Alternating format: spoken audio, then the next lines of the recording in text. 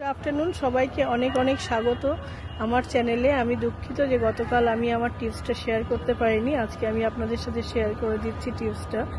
প্রথমত Elizabeth Bonker বলেন typing is the main tool for communication non verbal অটিস্টিকদের জন্য। টাইপিং শেখানোর জন্য উনি C4A বলে একটা ওয়েবসাইট বা এনজিও, যেটা উনি ফাউন্ডার, যেখানে ফ্রিতে ওই ওয়েবসাইটে টাইপিং শেখানো হয় নন ভার্বাল অটিস্টিকদের।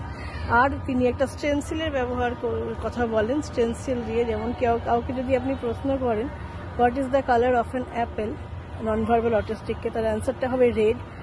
RED তিনটে লেটারই স্টেন্সিলেও আঙ্গুল দিয়ে বা পেন্সিল দিয়ে দেখাবে। আর আরেকটা অ্যাপের কথা উনি বলেছেন, সেটা হচ্ছে স্পেল টু স্পিক।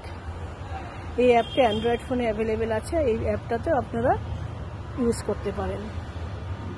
আর এই অভ্যেসটা যদি আপনারা দিনে 10 মিনিট থেকে আধা ঘন্টাও প্র্যাকটিস করেন, তাও বাচ্চার মধ্যে ইমপ্রুভমেন্ট আপনারা দেখতে পারবেন বলে ওনার বিশ্বাস।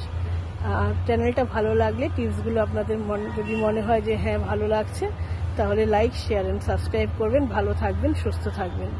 Thank you for watching my video.